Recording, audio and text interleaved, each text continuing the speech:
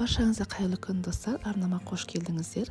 Бүгін сіздермен қазіргі тренд болып жатқан осындай шоколадты нутелла қосқан пирог жасаймыз. Арнама тіркеліп алды, ұмытпаңыздар.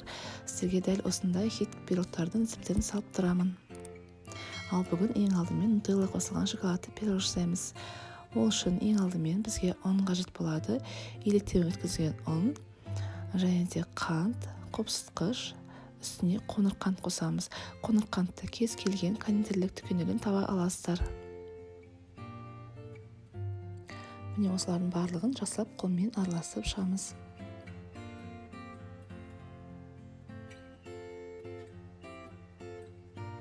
Ешқандай түйелер қалмау керек.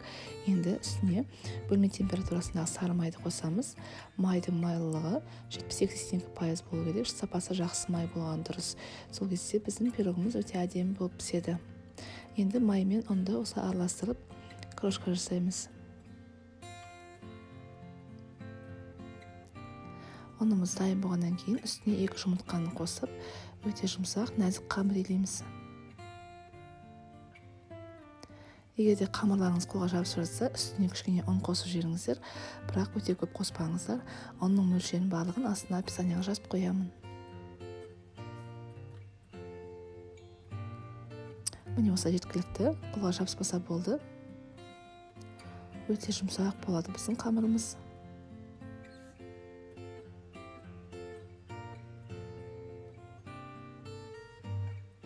Міне осындай әдемі, жұмсақ, нәзік қамыр шығады. Қамырымыз дайын болғаннан кейін үстіне осындай домалақ шоколадтар қосамыз. Бұл шоколадты кондитерлік дүкеннен таба аласыздар. Егер де бұндай шоколадтарыңыз болмаса, Қазақстан шоколадын түйелерге бөліп қосып жүрсеңіздер болады. Сапасы жақсы шоколад болу қажет, ең маңыздысы. Молочный шоколад қосамыз осындай. Енді осы қамырды елеп болғаннан кейін, міне осындай әдемі қамыр болды. Осыны елеп болғаннан кейін 2 бөлікке бөлеміз. Дайын болған қамырды осындай формамызға астына пергамент төсейміз. Міндетті түрде, өйткені біздің пирогымыз жабысып қалуы мүмкін. Құрамында қоңыр қант болғандықтан 22 диаметрлік формаға осылай төсейміз. Қолмен жайып шығасыздар, өйткені қамыр өте жұмсақ, қолмен оңай жайылады. Осылай астыңғы қабатын жайып болғаннан кейін үстіне нутелла шоколадын жағамыз.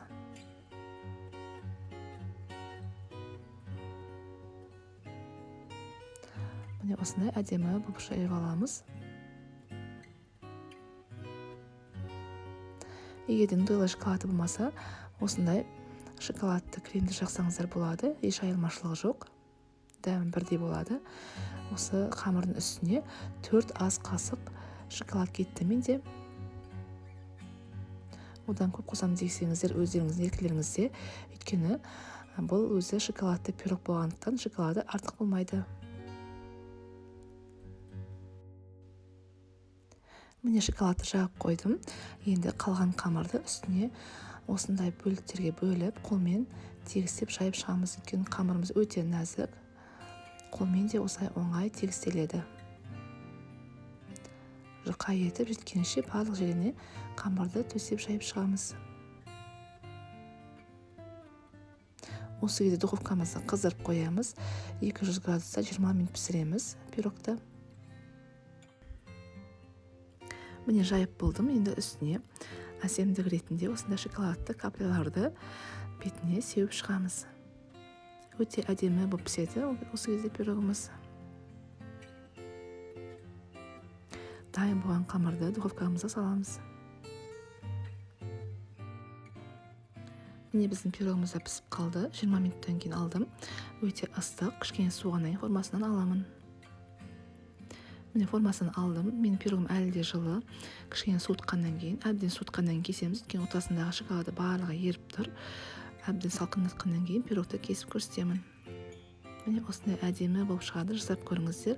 Сізге ұнайды деген ойдамын. Кез келген қонақтарыңызға ұнайтынына мен сенімдімін. Өйткені өте шоколады көп, өте әдемі, дәмді пирог.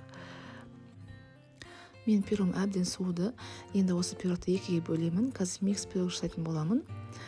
Міне суып тұрған кезінде осылай қатып тұрады. Өйткені құрамында шоколады өте көп. дастарханыңызға қоятын кезде микроволновкаға кішкене жылытып алсаңыздар, бұл пирог өте нәзік, жұмсақ болып шығады. Солай қонақтарыңызға тартсаңыздар болады. Міне осындай әдемі пирог жасап көріңіздер. Егер де ұнап жатса, маған лайк басып, менің каналыма тіркеліп қойды ұмытпаңыздар.